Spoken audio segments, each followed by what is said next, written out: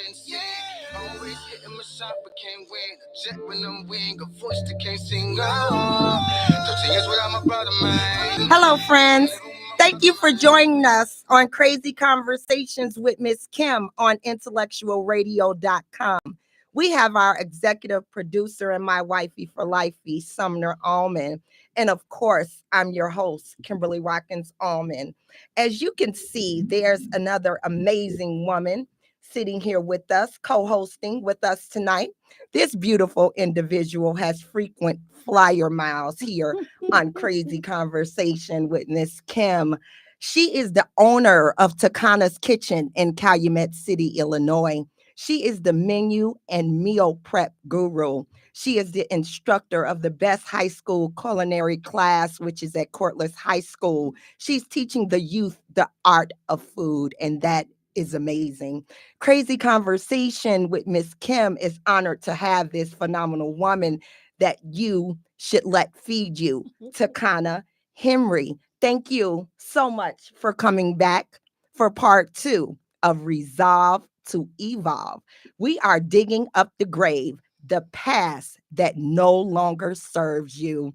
We have combined several requested conversations with our research and real life scenarios. With those combinations, we can give to you this ray of sunshine. Takana Henry with part 2 of Resolve to Evolve right here on IntellectualRadio.com. We appreciate you tuning in and listening, and we hope everyone had a beautiful and a blessed start to their work or school week.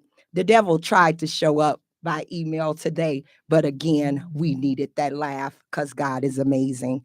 Again, welcome, Mr. Takana Henry. Well, thank you so much for having me, Kim and Sam. I really am happy to be back for part 2. We had a good time last week, ladies, right? We sure did. We unearthed some things. Yes, I wasn't ready, but I'm ready. I don't know.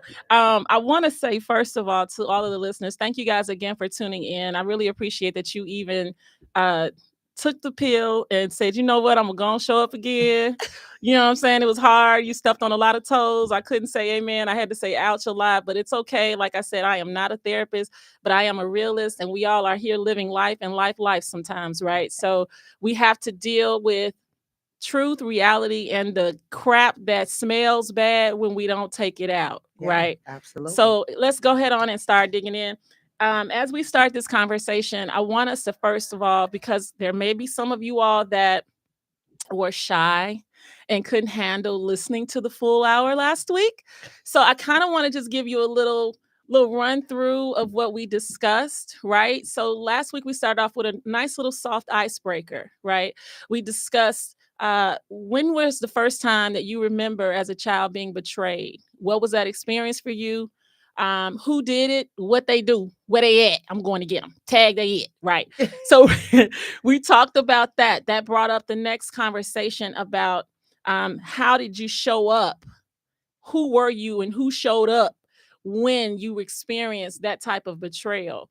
Because what we also have to make certain that we address is when things happen to us when we're young, when there's an episode of betrayal or rejection or anything that happens that's not conducive to what we feel we should receive, something internal happens to our bodies. Something splits. And I said it last week, I'll repeat it. It's, for me personally, my therapist even said your conscious kind of split from your subconscious to support you, to save you. And it's kind of be like, I'm your backbone because you didn't have it with said parent that you felt the betrayal from.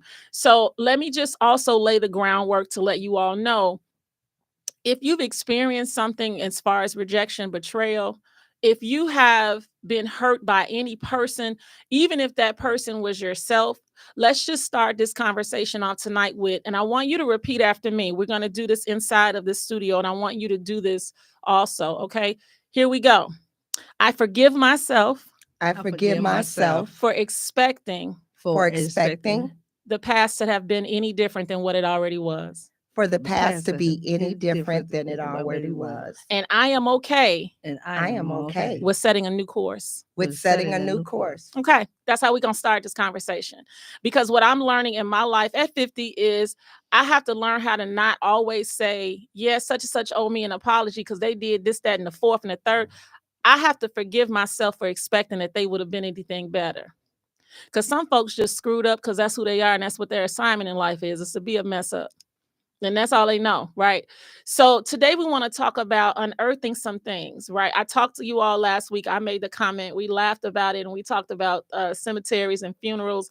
And I said, we in black because we at the funeral and I'm going to do the food for the repast. I'll sing. My husband going to play, but it's over. But sometimes we have to revisit the grave. And the reason we have to revisit the grave is not because anything that's alive is there. Why seek the living amongst the dead? We were talking about that. But the truth of it all is sometimes we need to go and figure out what all we buried. Did we bury some of us along with whatever that hurt and betrayal, rejection, disappointment, angst was? It could be some of us that we left there too. So sometimes we, in the midst of forgiving ourselves for what we allowed or what we thought should have been, or what we just said, well, forget it. This is just how it is. I'm just going to let them act like they do with me because that's just who they are. That means you buried a piece of who you should have been receiving for yourself in that mental state, right? So let's go back. So some of the questions that I'm going to ask tonight are about the life lessons and things that we've learned or experiences that we have had where are you grabbing your glasses, Lord Jesus? Because I'm curious, but I'm excited. But I'm at a standstill You already know. on crazy conversations because I just want those listeners that have requested some of these questions and information from us. I just pray that they know that they have the opportunity to phone in as well. Absolutely. Can you give them the number or should we give them the number? I sure can. That number is 708-223-8953. And just give us a moment to dive into the show and we will give the instructions on when is the right time to call. We cannot take the calls right here until she has dived in and at least try to assist the listeners with their questions and conversations. So thank you for your patience. And I'm going to turn it right back over to Takana. So here's the question. And it's a little deep of a question, kind of challenging. And maybe not. I don't know. It may not be for everyone. So we just talked about like life lessons, right? We're going to the gravesite, right? We're going to revisit some dead things, some things that stink, right? That's been in the grave a very, very long time. And we wouldn't want to be even nowhere near it. But sometimes we have to revisit it because we need to know who we were during that funeral service. So I need to know, is there a moment that you can think of where your expectancy in any scenario, a relationship, a job, business, you had an expectancy of one thing and it didn't turn out the way you planned it to turn out and you really were hurt by it, like hurt in a way that it was personal hurt. And how did you remedy yourself, your mental self?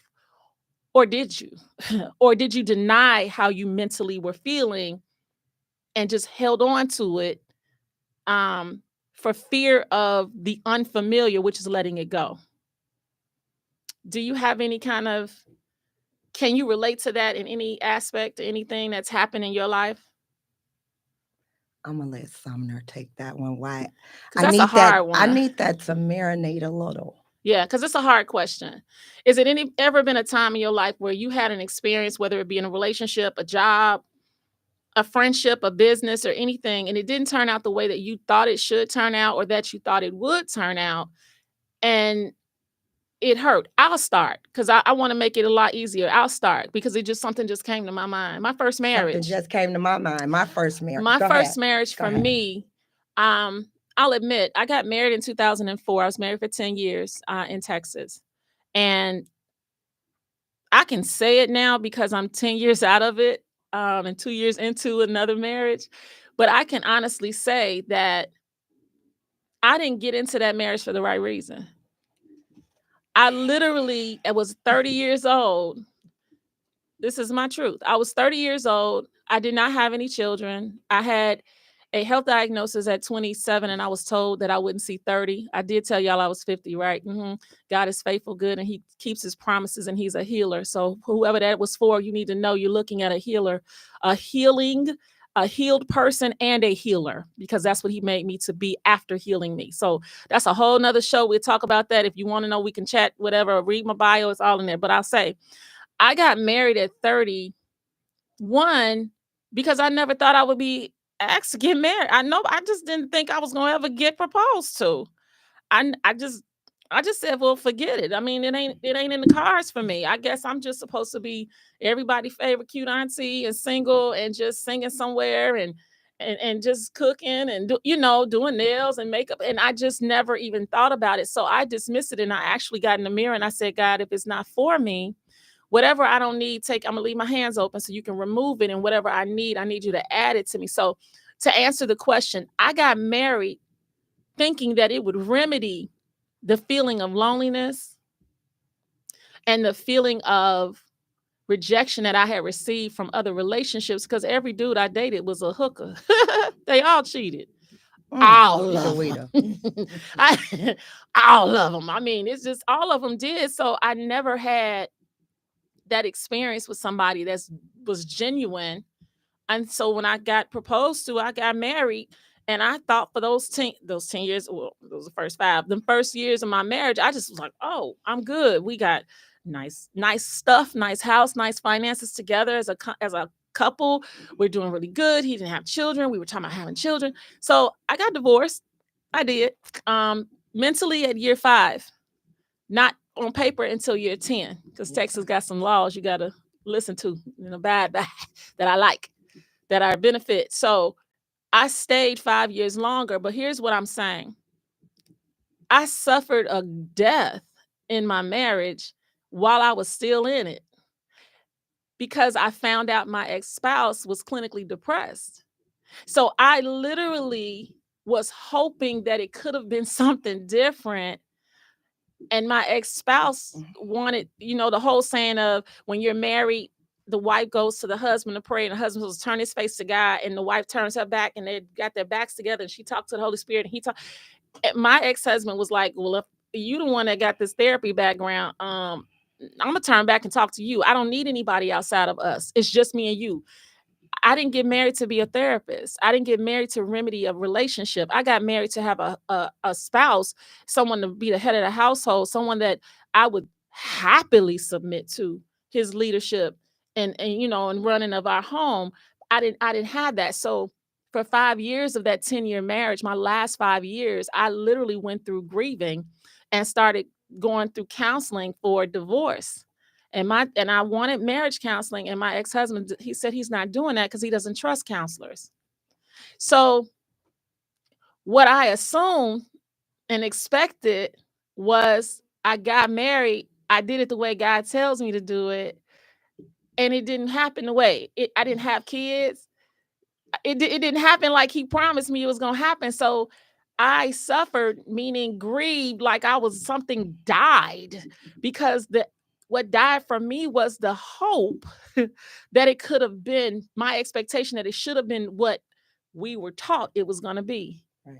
So I left and came back home, and I grieved. I literally will be in my sleep at night crying and be woke up, hey, you crying? And I didn't even realize I'm crying in my sleep, grieving the prayer and the hope and the wish that it could have been this perfect thing. So that's what I can share. That was what I wish would have been different, and it wasn't. And I'm grateful now on the other side of it, because I know it wasn't what I was supposed to be in anyway. I did that out of me wanting, not out of what God called me to do. He was not my husband. He was my, well, come on, let's go ahead and hang out. And then we got married 6 months after we met. That wasn't what God wanted for me. I didn't know it then. And that's why I agreed like I did. So that's my true story of how I experienced something that, you know. Well, you go ahead. You want me to go? Okay. Well, So I said, you go ahead. I have the same story. My first marriage, it was in 1995. Um, I married to get out the house. Mm-hmm. I needed to get away from my my situation at home. Mm-hmm. And I probably would have married the mailman. Anybody. And this is crazy conversation. It's true. But when you ask me a question, Mm-hmm. True. I'm not going to tell you about my friend, what happened to my friend. Mm-hmm. I'm not going to tell you what happened to some. I'm not going to talk about what happened to Takana. Mm-hmm. I'm going to talk about what happened to Miss Kim. Mm-hmm. If I cannot get you give you my real life scenario, I'm going to for damn sure get you one. Mr. Earl, I owe you $2. Okay. So when I say that marriage for the wrong reason, I married to get out of the house. I married so that my ex-husband, baby's mother, could not marry him. I married so he.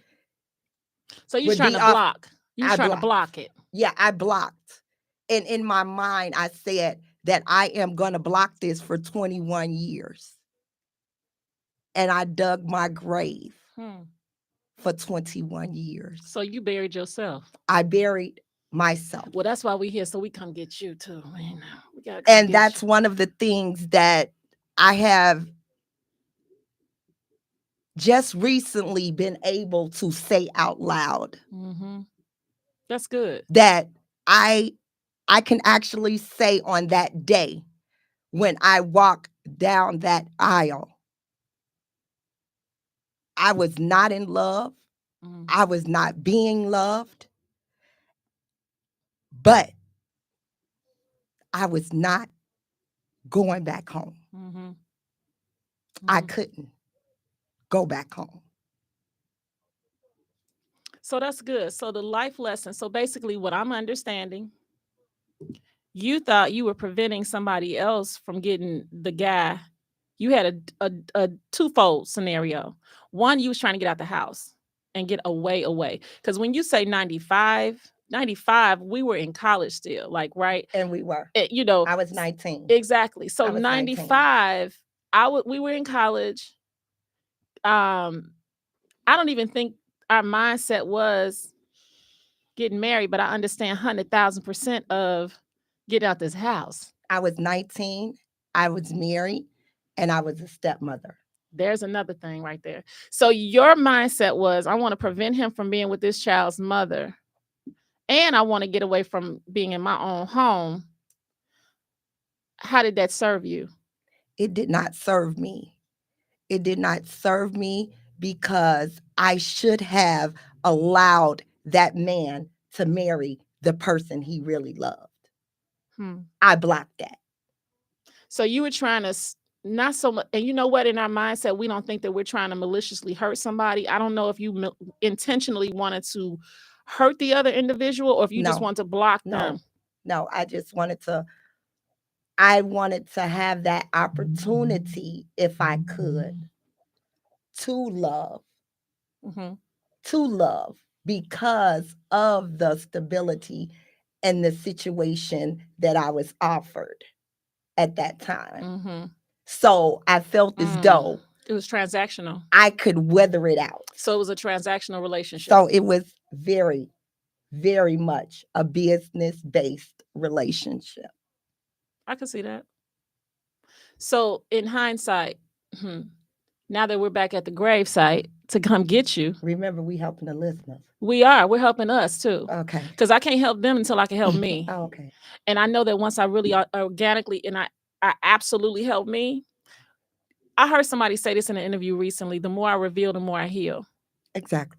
So the more I answer for myself, the more I understand myself and my why I did what I was doing to myself. Yeah.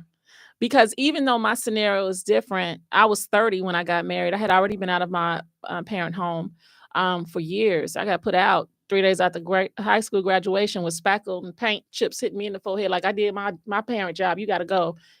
I had never been a bad child. I was working. There's no reason that you should put your public service announcement. Stop putting your kids out as soon as they get out of high school. They are not ready. You know how I know they're not? Look at you. Look at How me. long? You're not ready. I You still wasn't. trying to figure it out. So stop doing that to our babies. Okay, let me go back. Let me focus. Like Tabitha, let me focus. Your scenario was you were trying to get away and avoid something, and you ran into something else, which in essence, 21 years later, you running into even more because it's like a full circle moment where what you were trying to prevent, now it's present, or you're having to now deal with the fallout from the decision that you made 20 something years ago. Yes. So that's a life lesson for you that listeners are also experiencing, because there's somebody that's listening to us right now that have made a decision to keep their child from that child's father because they don't like who he dating, or they don't like where he stand, or they don't like that he ain't with them, or I don't like him because he ain't no good. Listen, I always say, as long as that person is not hurting the child physically, let them be around, because they need to be around their other parent, whether it be a father or whether it be father, you got your kids full custody, and the mom needs to see the kid. Stop holding these children hostage, because let me tell you what happens. At the end of the day, whatever it is that you see in that other person, that kid is going to end up seeing it too. They're going to see it. Well, I'm never going to say that a young marriage can't last, but a young marriage has to be built on the proper foundation. Well, you talking about kids getting married to kids. There's no certain thing as a foundation when you got children marrying children. In some cultures, they have to get married young. They do, but they're also taught how to be. And I was not taught to point. be a wife. That's right. That's what I'm saying. And again, it was in my mind frame only to conquer. And the purpose of this conversation, that I could share my part of a scenario, is because I don't want to see people get into a marriage where you walk in the door when it's no love, there's no connection, period. There's nothing. Because you could have stayed single. But exactly. And you will hold a person back. Yeah. And you will live but that. You hold yourself back. You hold yourself back. But the scenario, I've been waiting patiently to talk. Okay, go ahead. Give it to Put her in, coach. Get her in, coach. Give it to Tag her in. Give it a song for we get. I'm gonna get into Connor first. I ain't scared. I listened to both of you ladies about marriage. That me and Kim always discuss marriage in our first marriage. I say there's no marriage bad, and I say, like you said, you got married 30 years old because you wasn't gonna be asked. And to us, or to our belief, because of who we are and how we are and how we look, we expect that way. So whatever you expect of yourself, that's what you'll get. True. So when you thought that you wasn't, God gave you somebody like who didn't want it. Who didn't want to be married because that's what you thought. That's true. So that's why it lasts to what you say lasts, and that's why you came back to Chicago. That is so true. Let me say this real quick before you go to Kim. Let me just say this real quick. What you just said, I want to make sense. I don't. I won't. Your name is Kim. I'm sorry. I don't do that. I have a family member that wants everyone to call them Miss. Your name. Girl, anyway, so you said something. God gave me exactly what you asked for. My expectation. I never expected to be asked to be married. I never even thought or saw that for my life. So he gave me someone that didn't really want it. And on my wedding day, the reason I have to say something, on my wedding day at the reception, all of the guys from his job were at the reception, and they said, they didn't come to the wedding. We got married at a park near our home. they came after and they were at the reception. They said the reason we showed up is to make sure that it was a real person, because he said he never was getting married ever in his life and never wanted to be with nobody. So for him to meet you and 6 months later, you move down here 3 months later, and then you get married in 6 months, we just thought he was lying to us. But I will tell you, after we got divorced, he got married a year and a half later, and he's miserable now. That's another story. But go ahead, you can talk to Kim. But that's true, what you're saying. We get what we expect, no matter how it comes. We do get what we expect. I agree with that. That I never heard it that way, but that's true. And so with your first marriage, did you take it to your second marriage? How how you felt of the relationship, how you were treated in the relationship? Did you transfer it over? No, I didn't. And you know why? Let me tell you why I didn't. I'm sorry. No. No reason to apologize. This is Crazy Conversations with Miss Kim. Miss Kim. Oh. Now, so I didn't transfer my previous relationship over into my current. And part of the reason is because my current husband and I have been friends for 21 years. We've been best friends. During my marriage, my ex-husband, when he met my current husband, he said to him, he shook his hand, "Hey man, what's going on? Nice to finally meet you. If anything," and he said this, and I want to send him something right now. I really do. He said, when he met my husband now, he said, "Man, listen, if anything ever happened to me, I want you to take care of her, because don't nobody love her like you." And he saw how kind my husband is to me. And has always just been a very good friend of mine. And I never took anything negative, because when I was going through the divorce, my current husband kept saying, "Don't leave that man. Y'all need to fight. Work it out." He was always trying to promote us to be better and to do better. So in my marriage, I never needed to take it. I never took any of the negative feelings, because I didn't have the same person. And I was open to receiving love that I felt like I deserved, because it took me until I was 40 to know I deserve to be loved, healthy. I deserve to be protected. All of those 5 A's we talked about last week: allowance, acceptance, allowance, appreciation, affection, attention. All of those I had been getting all my life with my best friend. So I never had to carry any of the negative baggage from my previous relationship over. I will say that the only thing that got carried over is my current husband used to always say, "The bag y'all was getting over there, I don't know if I'm gonna be able to, I don't know if that's gonna be the same way with us." And I kept saying, "I could have $1 million, but I don't have the emotional stability and the love that I get from you. I'll be a broke person out on the street with love before I'm with somebody with $1 million that I don't like at all." So I didn't carry it over. It wasn't nothing to bring over here. Go ahead. All right. Life lessons. You got Crazy something to say? conversation. No, I'm waiting. Are you waiting for your turn? I guess you look like you own something. Go ahead. Now, with your We got to sister- ride home together. You know that, right? when I'm driving. Oh, that's right. Got some in the glove compartment. So you two ladies' scenarios are different, because, like, with Kim's situation, I've been studying her situation. Y'all will not call me Miss Kim. But Never. For years, because first of all, we was friends. And said I take friendship deeper than I take a marriage. Yeah. Because the marriage is just a marriage. Yeah. It's a label. So I take friendship, and we talk deep. She might think I talk too deep, but it's real. And I don't try to be sarcastic. I'm not trying to hurt her feelings. This is how I talk to the people that I love, that I cherish, no matter what type of relationship that I have. So when she told me the scenario about her married, at the first thing she said, he has someone. The first thing I tell anyone, if the situation was bad from day one to the end, he was never yours. He didn't belong to you. Never. Didn't. So not even to put nothing bad on him. Good. It's not even saying nothing negative towards him, because it's not. Got kids, and you got folks that don't belong to each other. Don't even belong.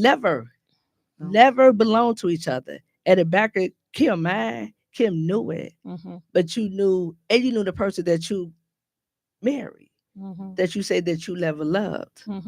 So I think by her saying she never loved, I think it's a blockage, and I think my wife do have to let go a lot of blockage. That's like Barry. Yeah. Here we go again with the burial, with the burial, with the funeral and all that. Just because it's not even to hurt anyone. He just wasn't yours. Right. So when you realize the situation, when you got married, you married, you went down the aisle, you did love. First of all, that's no with God. Mm-hmm. Because you went in for the beginning wrong. Mm-hmm. Your surroundings, you was wrong You with went it. in with flesh. With whatever it wasn't Yeah, right. right. So it wasn't right. And for you just to say, you know what, God, what can I do? Or let me get help. You still went on with it just because of to get out the house, to hurt your mom. I know you want to leave, but to hurt whoever you were staying with your situation. Because sometimes we can't always run away. Mm.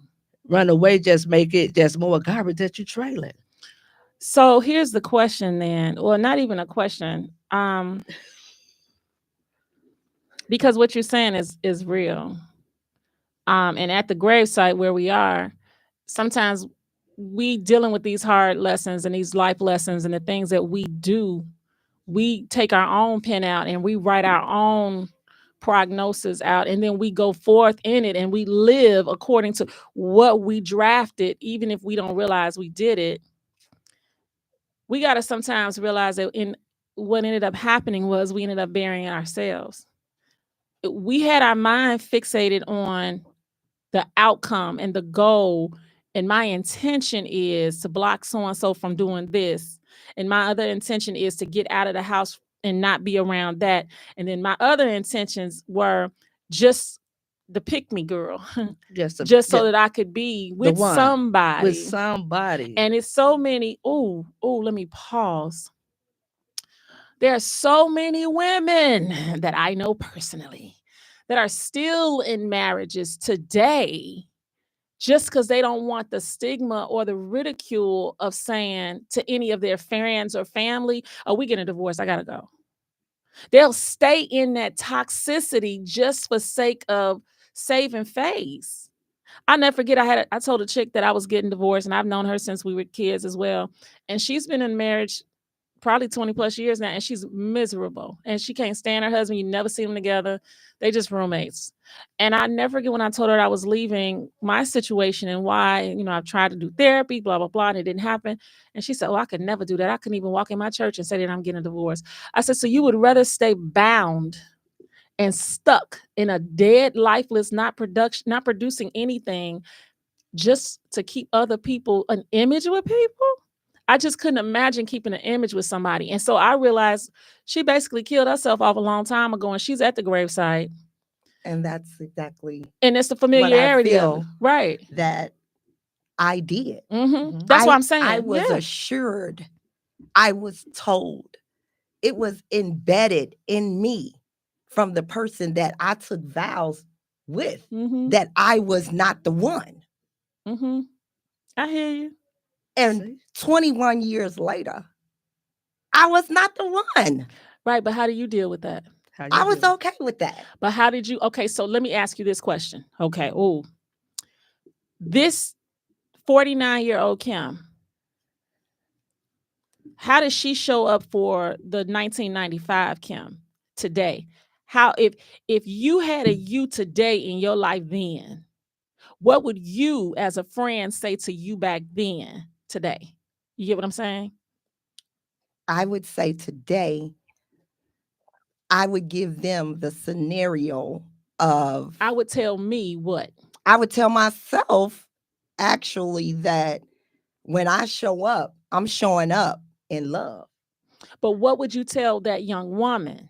I'm going to tell that young woman to marry for the right reasons, to make sure that this is what you want to do. Make sure that you are equally yoked. Make sure this person is the correct provider. Make sure this person is God-fearing. Make sure this person has your betterment. Make sure this person wants to be a father.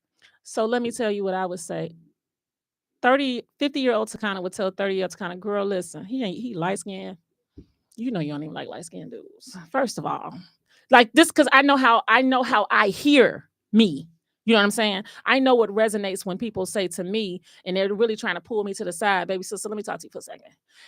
Girl, don't marry him. You about to leave Chicago. You about to leave your good job, your good government job. You about to quit that job and go all the way across to Texas to marry somebody you only met 6 months. You ain't even courted him. Y'all ain't even dated 4 seasons. You don't even know what he gonna look like in the wintertime. You don't know how he gonna act when the new season gets here in the spring. What are you doing? Yes, he's doing all of these wonderful things. He's trying to bait you. You've already been baited. Didn't you just come from a situation at your house with your parents getting baited and all kinds of stuff? Why are you repeating the same pattern of behavior that you live with all of them? You don't even like what you've been through. Now you finna marry into what you already escaped. Yes.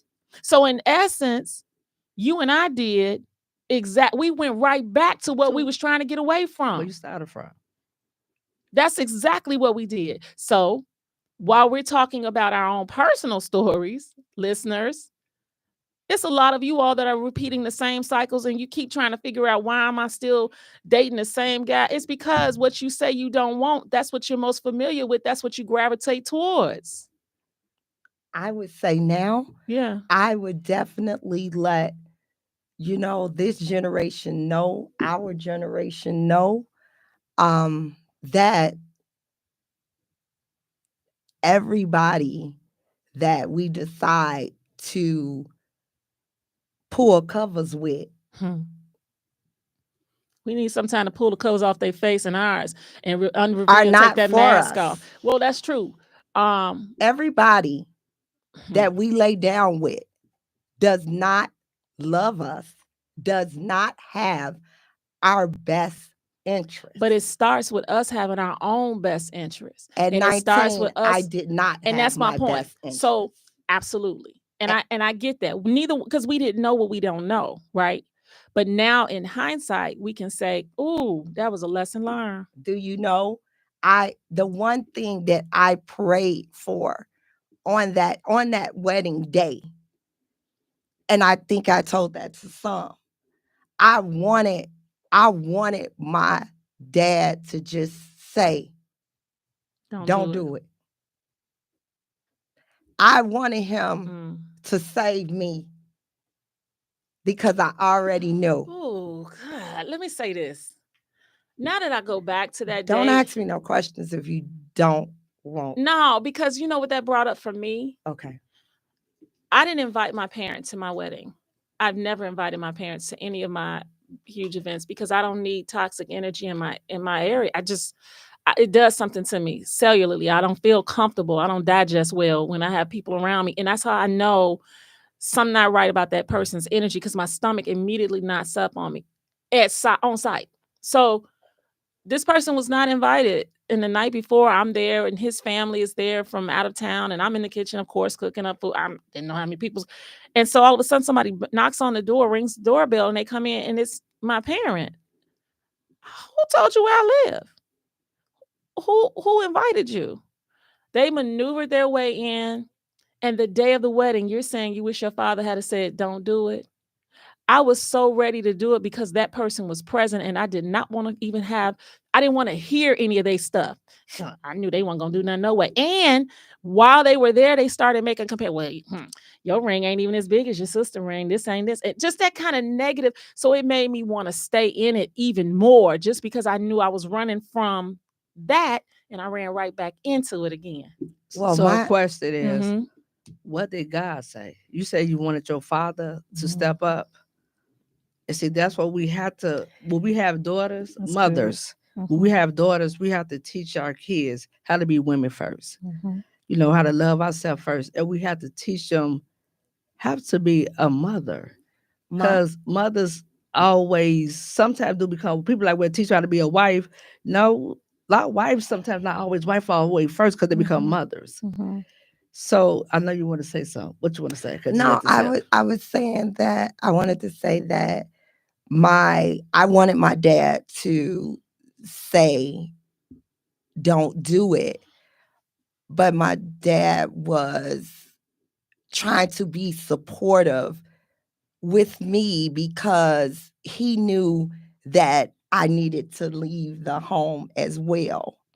And it was not going to be a thriving situation if I had stayed there. But do you think that he would have, if he knew the situation? No, here's the thing that I'm questioning. I'm still questioning what did God say? Right. I was going to say that too, because you didn't answer that question. Well, but I do want to understand with your statement that you just made, if if you knew that your father that was walking you down the aisle, he was not supportive of it, but he was supportive of you because he was trying to block you or support you in the decision to get away from the other sense of toxicity, why then would he not, as your father, rather than you getting married, still say, you know what, you don't need to deal with that or that. I got you, and you can come here. That's what I was getting to. Thank you. Well, with that being said, That's just a again, question. I was dead set. I guess I probably was not gonna listen at that point. No, because you already said I'm gonna block you from marrying this chick. So So that was your that's it. mental. That You was spoke. my It was dad spoken, it was existed my already. dad. Yes. He did not say no to me often. I said, you know, I that think even if he this had person said no, wants you to still marry wouldn't have, me, though. and this is what I want. My parents made sure I had the wedding of my dreams. I had an amazing wedding. But the thing of it is that when I told him, we took time out and we went and had a day out and we discussed everything. And he let me know that that you are collaborating these two families together. Marriage comes with a lot. And at 19, it was hard for me to grasp. My spirituality was not where it should have been Right. at So 19. and 49-year-old Kim. See, here's the thing. So repeat after me. I forgive myself I forgive myself for expecting 49-year-old Kim for expecting 49-year-old Miss Kim to show up in 1995 with her. to show up in 1995 with her. You can't. So I need you to really forgive yourself, because part of what this thing is unearthing is show exactly what Simon said. We end up repeating the behaviors and we run to what we're running from if we don't have clarity. We are not, as young women, taught how to be a mom or a wife. There you go. Most of our parents, mine in particular, was in betwixt an older sister and a younger, and she has been the middle child syndrome, like book wise. Middle child syndrome has been her plight of her life. So I had to forgive her for expecting her to parent me any different, because she didn't have parenting that was appropriate even for her. When my aunt was pregnant 6 months before my mother, my aunt was coddled and loved and nurtured. My mother got pregnant 6 months later and got put out. So you have to understand, if you don't have mothering, you don't know how to be a mother. Right. So I had to forgive her for her inadequacies that she didn't really have as inadequacies, but her shortcomings that she never got from the person that was supposed to give them to her. Right. Yes. So if in Somner's statement, mothers, you need to teach your young women how to be young ladies. Part of the issue I have is a lot of these young women under us now, they don't even know how to be human, let alone a female. I can't stand it. Listen, the bonnet crew, they have no concept on even how to present as human beings, let alone a woman. If I'm driving down Bishop Ford and you on top of a vehicle twerking, I know that not only do you not have the right parenting, because if you really had fear of God in you from your mama and your daddy, ain't no way in the world you would have risked being on Bishop Ford on top of no car, because anybody can see you and tell your mom and dad. We had that kind of fear instilled in us and respect instilled in us as children. There's just some things we just didn't do. This generation doesn't have that. Yeah. They don't have it. You get what I'm saying? I know. So while I hear the hard times and I hear lessons learned and I hear we run right into directly what we think we're running from, the basis of all of this to me is we need to do some soul searching before we saying I do. Yes. We need to undo. Yes. And I do us. You get what I'm saying? I took 10 years to date myself. So now whether my husband is in town or on the road, I'll be so happy. Did you hear me say I take full accountability? Absolutely. Absolutely. But see, here's the thing. And this is a rhetorical. This is not directed to you or myself. This is just in general. When will the rest of us take accountability for ourselves and the stuff that we are in that we ran into, thinking we running from?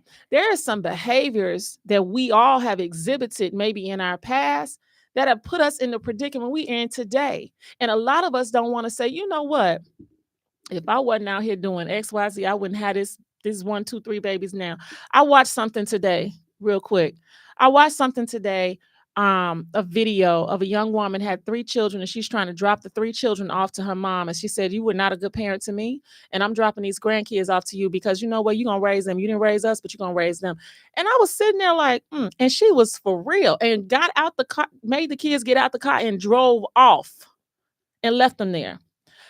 So the reason I bring this up, we're talking about these young women not being taught how to be mothers. The mother in this whole scenario made a comment to the daughter and said, "Well, you knew it was hard with the first one. Then you turned around and had a second one. Then you had a third one. Well, mama, why didn't you make us not have a first and second one? Why did you throw the second baby shower?" Because we got a lot of parents out here, and I don't care who feet I'm stepping on.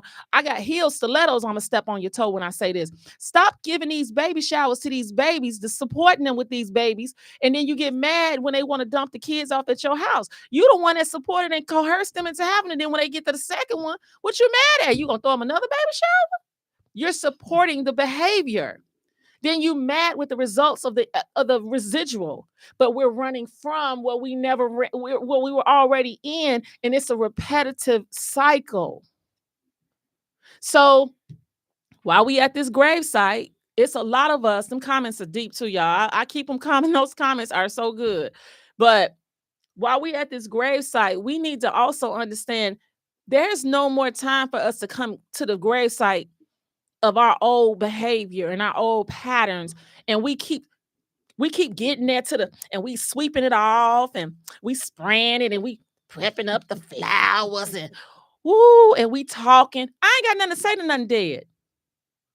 Because if it's gone, why am I continually revisiting it and acting as if it's still alive while I'm discussing things with it?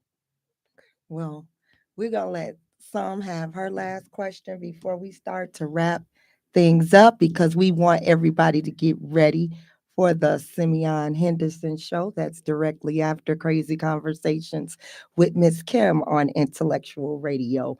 But as we end, we're going to end in a few minutes, but as we end, don't forget to join us next week as we go into the next component of Resolve to Evolve. I just wanted to say that just in case I didn't get the opportunity, because these two individuals right here. Baby.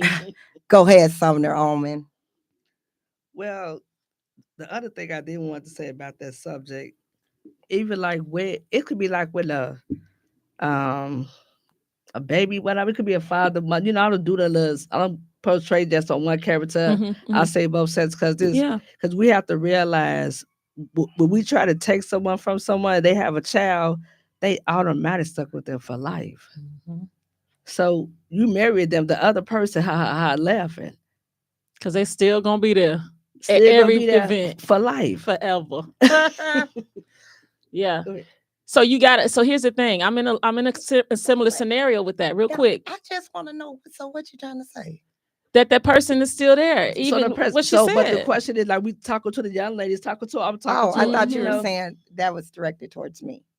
You part of this. Oh, okay. So for me, we can share this with ladies. Okay. You know what? Go ahead. No, go ahead. What she's basically saying is, when our attempt is to block somebody, even if we do and we end up with that person, we still got to entertain that other person in that relationship forever. So, for example, let me say it this way. Me and my husband and his daughter and mom, we are family. That's my family. It didn't start off like that. It was a really rocky boat, but she and I are very good friends now. We travel together. We talk probably every other day, if not more than that. But I'm saying I had to dead because I didn't have any ill spirits or anything, but I would have had to dead that attitude. You know what I'm saying? If I'm trying now, but he chose me. And I don't have to do all of that, because guess what? At the end of the day, I still got to see her for the rest of this child's life. Okay, well, you all snapping out on me. No. No, and you all are no, saying no, blocking. No. I don't. No. We're just saying you have to learn that you still got to deal with that other person.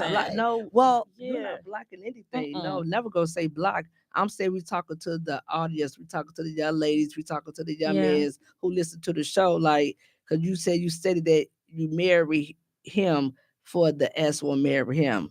Right. And So I'm It's saying a lot of people that do that. they still do it as of now. Right. but I don't feel like I was blocking No, another what she's saying is, No, I even if they listen, do that, listen, at I the never end of the day, they need to realize you still didn't block the scenario, because you're Listen. gonna have to be around the child and the other person for the rest of the I person's never life. said block. Right. I never said No, block. no. She was saying block. No, And but- I but- wanted to get clarity on that. Oh, yeah. And so, but again, it was a situation where, yes, it was another person involved. But again, either way, my ex-husband was still stuck because the child's mother was married herself. So either way, he could not. He was stuck. But can I tell you something? He may have been in your mind stuck, but mentally let me He tell knew you what he something. wanted. He knew what he wanted, and you could live with somebody, and I'm gonna tell you, and lay down with somebody, and every time they look at you, they see the other person. And I can totally agree. And And that's the truth. So at the end of the day, like, what we pray and hope out of this is that people get the understanding that we need to unearth some things. We have revisited the grave so we can kill off some stuff that's no longer serving us, and then we're gonna continue to learn how to resolve to evolve beyond these relationships that don't serve us, right? Absolutely. We appreciate your support for Crazy Conversations right here on IntellectualRadio.com.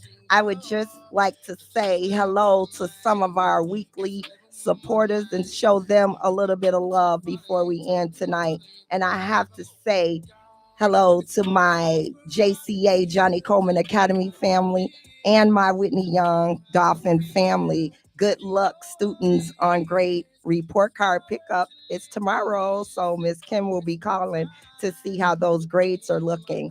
Sheldon Heights Church of Christ and my internet church with Pastor Hannah. I am a better because of him. Jazzy May Incorporated in Lansing. We have To Be Served, 1950 West 87th Street, Keisha's Kitchen on Halsted, and we have the one and only right here that forever feeds me, Takana's Kitchen, and we appreciate that on Crazy Conversations with Miss Kim. Good night, friends, and thank you for joining us. 13 years without my brother, man. Can't living with my mother, man. I'm back talking to my father, ain't talking to my brother.